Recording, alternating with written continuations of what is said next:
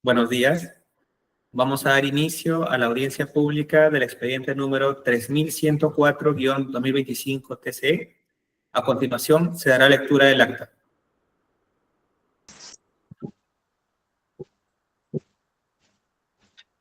Primero de abril del 2025, audiencia pública de la tercera sala del Tribunal de Contrataciones del Estado, presidido por el vocal Marlon Luis Arana Orellana e integrado por los vocales Dani William Ramos Cabezudo y César Alejandro Llanos Torres. Expediente número 3104-2025.tc, recurso de apelación interpuesto por el consorcio Piura, conformado por las empresas RMG Ingenieros EIRL, Acruta y Tapia Ingenieros SAC, JNR Constructores S.A. y el señor Ricardo Muñoz Guevara, en el marco del concurso público número 15-2024-MTC/20, convocado por el Proyecto Especial de Infraestructura de Transporte Nacional, Provías Nacional, para la contratación del servicio de consultoría de obra para la supervisión de la ejecución de la obra, construcción de 11 puentes de carretera en la red vial nacional, ruta PE-1NR, en el tramo Tambo Grande, Morropón, Chulucanas, Piura. En representación de la parte impugnante, el consorcio Piura, conformado por las empresas RMG, Ingenieros EIRL, Acruti Tapia, Ingenieros SAC, JNR, Consultores S.A. y el señor Ricardo Muñoz Guevara. Para realizar el informe legal se encuentra el señor abogado Leonardo Dalís Maeta Guasasquiche, identificado con colegiatura del Colegio de Abogados de Lima, número 30.217. Se deja constancia que la entidad no se presentó a esta audiencia, pese a haber sido notificada el 20 de marzo de 2025, mediante publicación en el toma de razón electrónico del Tribunal de Contratación del Estado. Se deja constancia que la audiencia pública se lleva a cabo empleando la aplicación de Internet Google Meet y es grabada haciendo uso de la tecnología habilitada por el Tribunal de Contratación del Estado. La presente acta será suscrita de manera electrónica únicamente por los vocales integrantes de la sala y la secretaria del tribunal. Se pone una lectura del acta. Gracias. Gracias. Se concede el uso de la palabra al representante del impugnante, Consorcio Piura, por el espacio de 10 minutos. Doctor Leonardo Sumaeta, adelante. Muchas gracias. Si bien tengo una presentación, quisiera, previo a poder ponerla, iniciar haciendo una breve explicación que creo que va a ser muy importante a fin de que ustedes tengan un contexto adecuado de lo que se trata, el problema jurídico que encierra el recurso de apelación planteado por mi patrocinado o el patrocinado del estudio al cual represento. Y este es un procedimiento de selección que culminó con la adjudicación, pero no culminó, a través del cual se dio la adjudicación de la Buena Pro al consorcio Piura. Esto se suscitó el 4 de febrero del presente año. El 8 de febrero del presente año, uno de los consorciados se publicó en la página del Tribunal de Contrataciones del Estado, fue sancionado con inhabilitación temporal para contratar por el Estado. Esta situación generó una especie de cisma al interior de la entidad. ¿Por qué? Porque se suscitaron diversas, dudas respecto a cómo proceder. No había una causal de nulidad, no era una situación de nulidad, porque lógicamente la adjudicación de la Buena Pro se había materializado dentro de un contexto adecuado, sin vicios intrínsecos que pudiesen justificar la declaratoria de nulidad. Entonces, y acá viene justamente la aplicación de la normatividad de contratación pública. Fundamentalmente lo que dispone el numeral 9.9 y 9.10 del artículo 9 del reglamento de la Ley de Contrataciones del Estado. ¿En qué momentos el postor tiene que estar, o el postor tiene que acreditar y asuma responsabilidad de no encontrarse incurso en ninguno de los impedimentos establecidos en el artículo 11 de la Ley de Contratación del Estado? Y estos momentos están debidamente establecidos en número cerrado, o como se diría, en números clausos. Entonces, lo que determina la entidad es que el consentimiento sería o se inferiría que es uno de esos momentos, a pesar que la normatividad de contratación pública, es decir, el numeral 9.10 del reglamento, no establece aquello. Entonces, ¿qué ha operado en ese sentido? Una aplicación analógica de una norma que restringe derechos o que establece excepciones, lo cual está proscrito por nuestra Constitución y por el derecho privado también por el Código Civil. O sea, en ese sentido, solamente con ese pequeño, interludio, le pediría a usted, señor presidente y señores vocales, que a su vez me permita, valga la redundancia, presentar la PPT.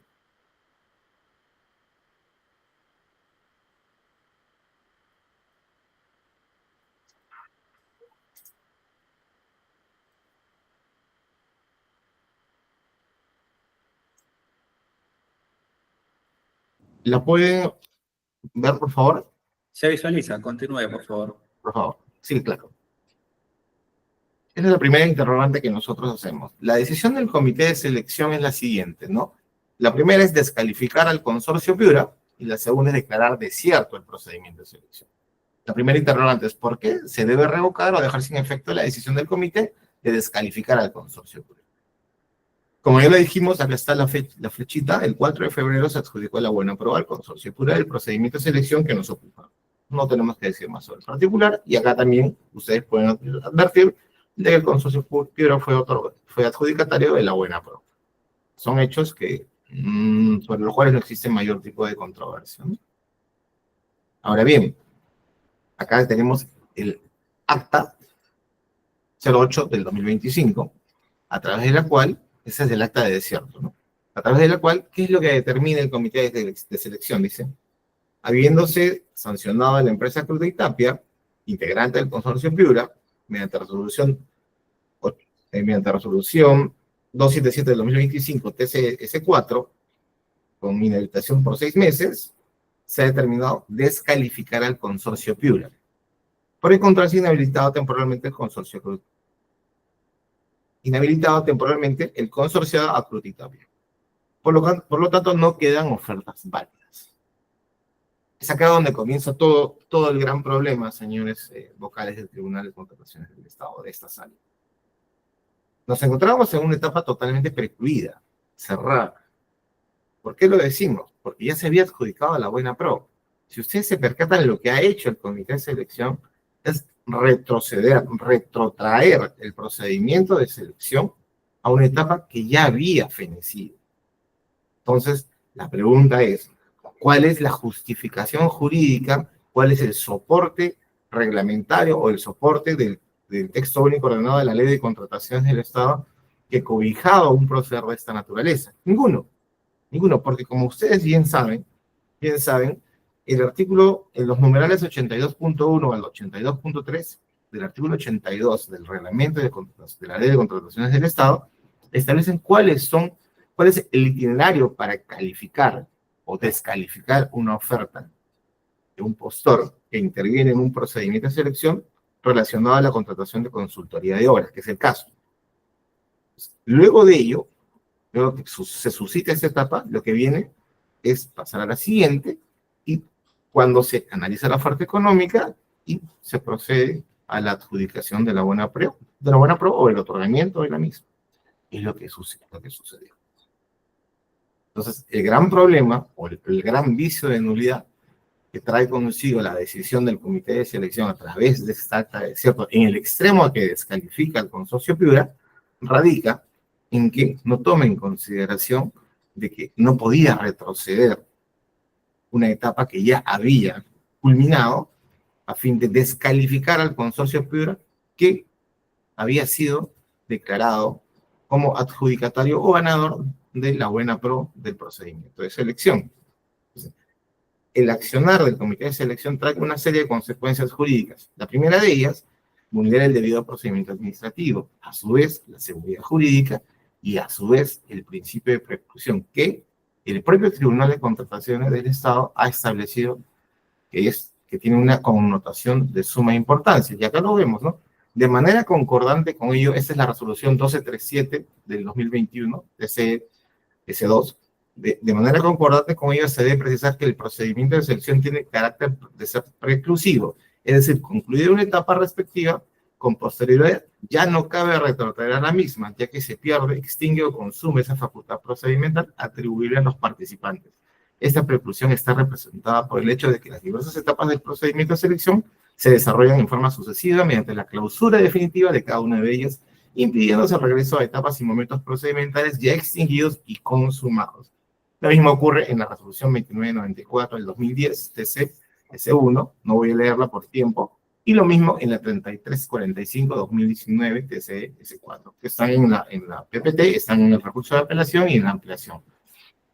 Entonces, bajo esos estándares de razonamiento, es claro que la decisión del Comité de Selección de descalificar al consorcio Piura no es más que una decisión ilegal y arbitraria.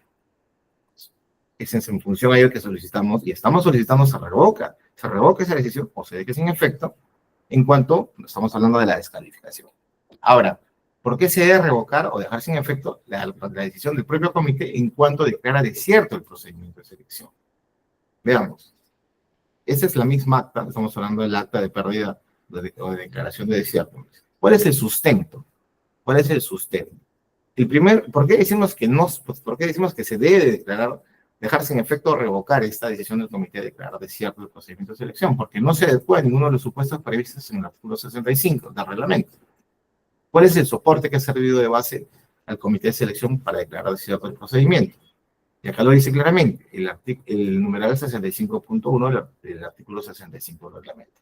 El procedimiento queda desierto cuando no se recibieron ofertas o cuando no existe ninguna oferta válida. Y es por ello que declaran desierto el procedimiento de selección. Analicemos. ¿Qué es lo que dicen? Exactamente. El 65.1 dice, el procedimiento queda desierto cuando no se recibieron ofertas o cuando no existe ninguna válida. La pregunta es, ¿no hubo una oferta válida? Claro que sí, la del consorcio Piura, y es por eso de que se le otorgó la buena prueba, y aquí está. Entonces, en realidad, el razonamiento que ha servido de soporte al comité de selección para proceder de la forma en que lo ha hecho es totalmente cuestionable, ilegal y arbitrario. Es por ello que también la decisión de declarar desierto el procedimiento de selección debe ser revocado o dejado sin efecto de manera, pues, impostergable. Pero también hay un aspecto que no debemos dejar y no podemos pasar por alto. Es uno de los soportes fundamentales que sirve de base al comité de selección para declarar desierto el procedimiento es la opinión 028 del 2022 DT. Nosotros sostenemos, y lo hacemos categóricamente, de que esta opinión contraviene el principio de inaplicabilidad por analogía de las normas que establecen excepciones o restringen derechos. Aparte que carece de vigencia, como ahorita lo vamos a precisar. Doctor Sumaeta, le resta Sí, un minuto, por favor. Sí, no se preocupe. El comité de selección sustenta su decisión en dos aspectos. La inhabilitación de la empresa Cruz y Tapia, que forma parte del consorcio. Esa sanción ya está suspendida por mandato judicial con efectividad a partir del 7 de febrero de 2025. Y lo segundo, a partir de esta opinión de la DTN. Pero, señores vocales, la decisión de la DTN dice de que establece lo siguiente. Si bien no establece restricciones expresas para el registro del consentimiento de la buena pro, se puede inferir que tanto el otorgamiento de la buena pro como su consentimiento son actos directamente vinculados y, por lo tanto, el consentimiento de la buena pro solo podrá realizarse luego de registrado su otorgamiento y, por lo tanto, para que se pueda registrar el consentimiento, no se debe encontrar inhabilitado el postor. Entonces, el razonamiento, y eso lo dije hace un momento, que exterioriza la DTN y que ha sido adoptado por el comité de selección, vulnera los numerales 9.9 y 9.10 del reglamento. ¿Por qué? Porque ¿qué dice textualmente? Los proveedores son responsables de no estar impedidos al registrarse como participantes en la presentación de ofertas, en el otorgamiento de la buena pro y en el perfeccionamiento del contrato. Jamás dice en el momento en que se inscriba o se registre el consentimiento de la buena pro. Y en el 9.10 dice, en los momentos previstos en el numeral anterior, las entidades verifican en el Registro Nacional de Proveedores el estado de la vigencia de la inscripción de los proveedores. Entonces, conforme ustedes lo pueden establecer, verificar, mejor dicho, claramente, en lo que ha hecho la DTN es aplicar de manera, vulnerando, mejor dicho, el principio de analogía o de proscripción de la analogía, y ha incorporado un supuesto hecho que no está regulado expresamente en el numeral 9.9 y 9.10 a fin de establecer y determinar de que la inscripción de consentimiento de la buena pro requiere de que el postor, o en este caso el adjudicatario de la buena pro, no se encuentre inhabilitado cuando eso no consta en la propia normatividad de contratación. Doctor Sumaeta, su Sí, tiempo. dígame. O sea, no hay problema. Habiendo concluido su exposición, vamos a pasar a la estación de preguntas por parte de los vocales integrantes de la sala. Doctor Dani Ramos va a formular preguntas. Buenos días. Sí, así es, por favor. A ver, ¿qué tal? Muy buenos días. En principio quiero dejar claras algunas fechas y quiero que las confirme en todo caso para entender mejor la circunstancia o el caso en concreto. Ahora, aquí entiendo que el 4 de febrero se le otorgó la buena pro a su representado en el consorcio, ¿no? Como tal. Luego de ello se le ha impuesto una sanción efectiva en su momento a partir del 8 de febrero, ¿así es? Exacto. Ok.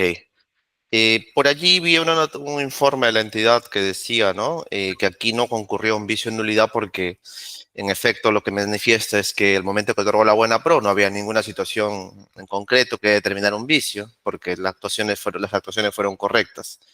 En eso también lo confirma, ¿es así? ¿Cuál es su parecer sobre eso? Me gustaría entenderlo un poco más, por favor. Sí, claro. El informe, el que se hace mención es el 527 del 2025. Sí, efectivamente, es lo que dice la entidad. Igual, o sea, nosotros consideramos de que cuando se produce, o sea, se le otorga la buena prueba al consorcio, ninguna de las empresas, o de las personas, mejor dicho, porque es una persona natural, que conforman el consorcio, tenía ningún impedimento. Entonces, no había ni existía razón alguna para entender que podría declararse la nulidad de la adjudicación de la buena prueba. Perdón, ¿por qué no existía? ¿Si no tenía una sanción vigente en ese momento? No, porque cuando se le otorga la buena prueba es el 4 de febrero. Claro, a eso me refiero. O sea, Claro. la posición de la entidad es cómo voy a declarar la nulidad de algo si ese acto es totalmente válido, porque en ese momento no había ninguna sanción contra ninguno. Por eso le pregunto, ¿usted está de acuerdo con esa posición? ¿Tiene alguna observación? No tengo ninguna Ok, observación sobre esa postura. ok, perfecto. Entonces, claro, luego transcurre el tiempo y, y lo que hace la entidad es registrar en el sistema, entiendo, en el SEACE, ¿no? Un documento que es pérdida de la buena pro el 26 de febrero. Sobre este documento es el que usted en realidad está cuestionando. Entendería, lo que está señalando es cuál es su base legal, entiendo. Ese es el asunto. Quiero un poco más profundo. No, doctor Oh, Ramos, no es así. No es sí, ¿no? que no han declarado la pérdida de buena pro. Han declarado desierto el procedimiento de selección previa descalificación del consorcio Piura. O sea, si fuera pérdida de buena pro, sería una situación totalmente distinta. Acá ha habido una situación totalmente anómala. Lo que ha habido es de que el comité de selección ha retrotraído el procedimiento de selección a la etapa de calificación de las ofertas, ha descalificado al consorcio Piura y ha establecido que como no existen ofertas válidas, descalifico al consorcio Piura porque está descalificado porque uno de sus consorciados ha sido inhabilitado, no hay ofertas válidas y por lo tanto esto es desierto. O sea, Comprendo. oh, Ok. Comprendo. Entonces, el problema en realidad es que en este documento, o sea, yo le llamo pérdida de la buena pro porque así es la sumilla que le da las bases en realidad. No hay otra forma de registrar en el sistema, ¿no? Y así lo ha llamado el documento. Pero este documento lo que contiene, bueno, es un acta de desierto y sí, en efecto, descalifica. Lo que usted cuestiona entonces es que se le haya descalificado cuando su oferta ya estaba calificada. no Comprendo. solamente calificada, habíamos sido O bueno, con buena pro inclusive, ¿no? Claro. exactamente. Ok, comprendo. Y lo último, que no llegué a comprenderle bien de repente por el tiempo que tenía, es sobre la opinión 28-2022. ¿Y qué es lo que no comparte o considera que está vulnerando la DTN, Claro, el marco normativo, por favor? Eso no lo entendí muy bien. claro, lo que dice la opinión, la 28 del 2022, es de que se debe inferir, o sea, partamos de esta premisa, ¿no? Lo que dice el artículo 9.9, el numeral 9.9 y 9.10, es de que del reglamento me refiero, de que es responsabilidad del postor, del participante y de todas aquellas personas que intervienen en un procedimiento de selección, es mantener y no tener ningún tipo de impedimento en 4 etapas en número cerrado. Y así textualmente, en número cerrado. Y esas 4 etapas son las siguientes.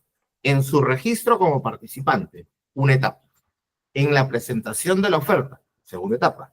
En el otorgamiento de la buena pro, tercera etapa. Y en el perfeccionamiento del contrato, cuarta etapa. Estamos hablando de números clausos.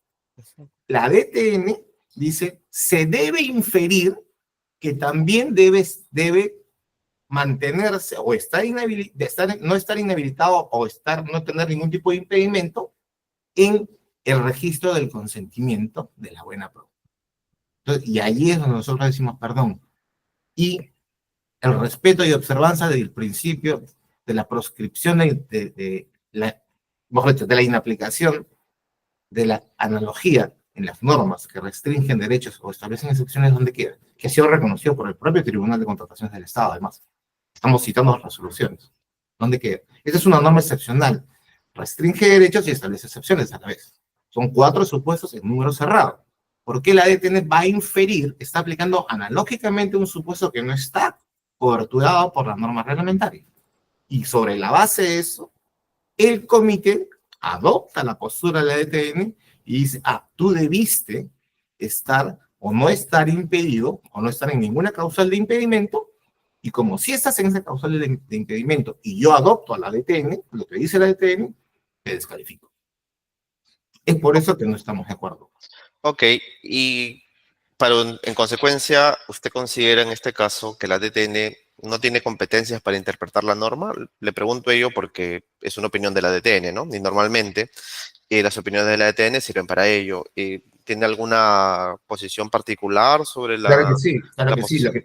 Lo que Adelante, sucede por favor. es de que la DTN tiene competencias en materia de contratación pública, eso está clarísimo.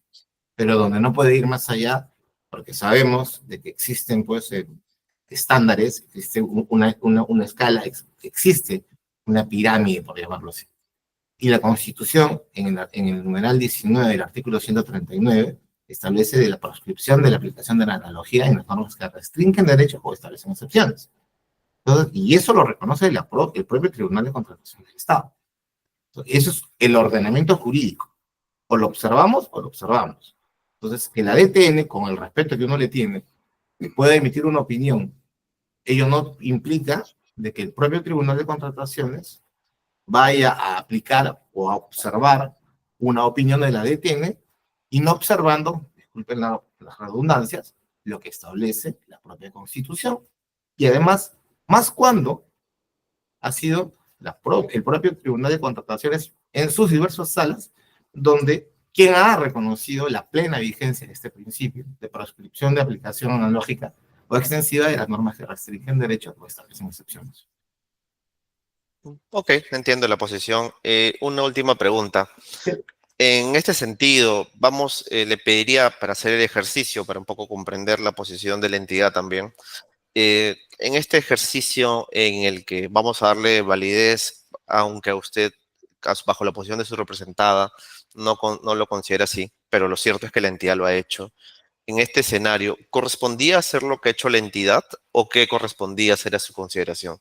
Porque es la entidad, o sea, más allá de que su posición cuestione la opinión de la DTN y demás, y este tribunal obviamente va a valorar todas las posiciones de las partes, lo cierto es que la entidad lo ha considerado y lo ha citado expresamente inclusive en este documento que llama Acta de Desierto, ¿no?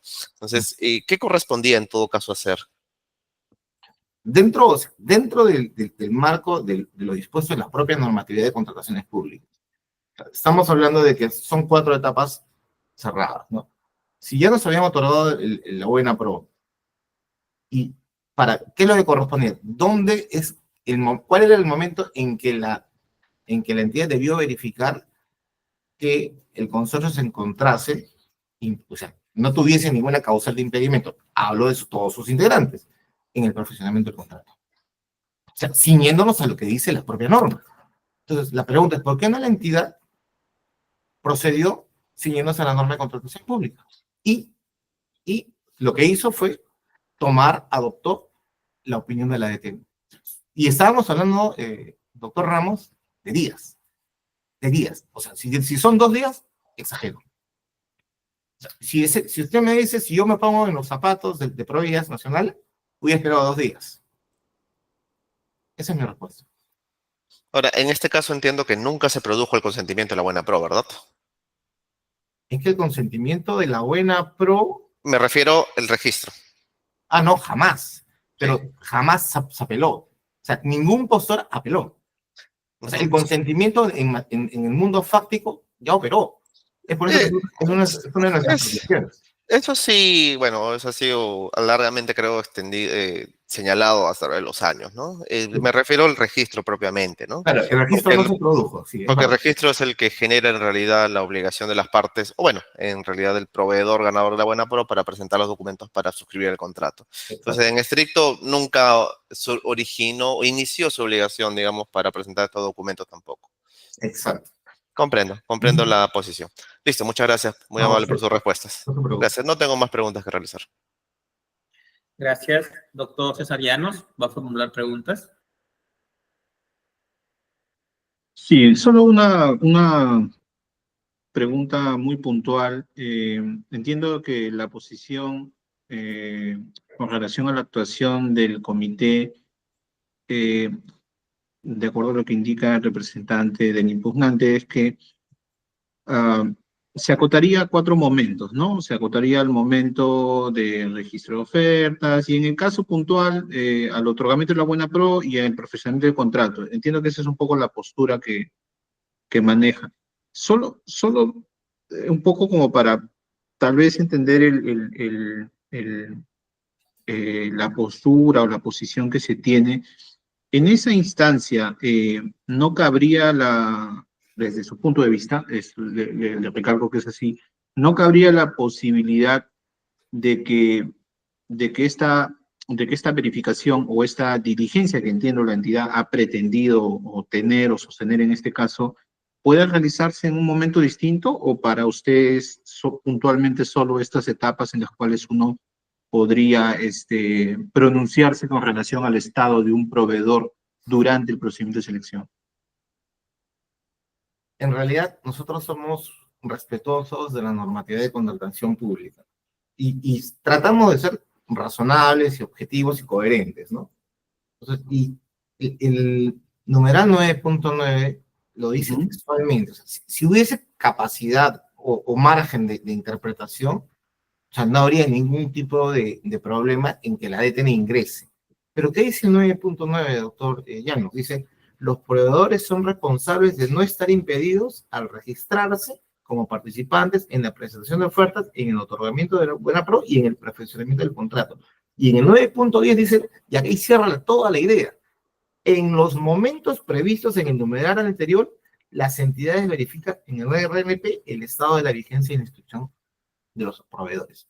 Lo que está diciendo la norma de contratación pública es que en esos momentos verifica. O La sea, pregunta desde su postura, las entidades debieran sujetarse solo a esos momentos para verificar el estado, digamos, de los proveedores. ¿Es es así? que partimos de que son normas de derecho público y que las normas de derecho público se subsumen y se fundan en el principio de legalidad, ¿no?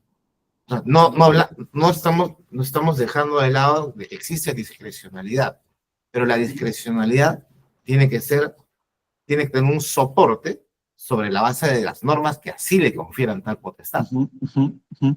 Ok, me queda clara la posición. Muchas gracias. No tengo más consultas, doctora Arana. Gracias. De mi parte, no voy a formar las consultas, por lo cual damos por concluida la presente audiencia. Buenos días. Buenos días. Muchas gracias a todos.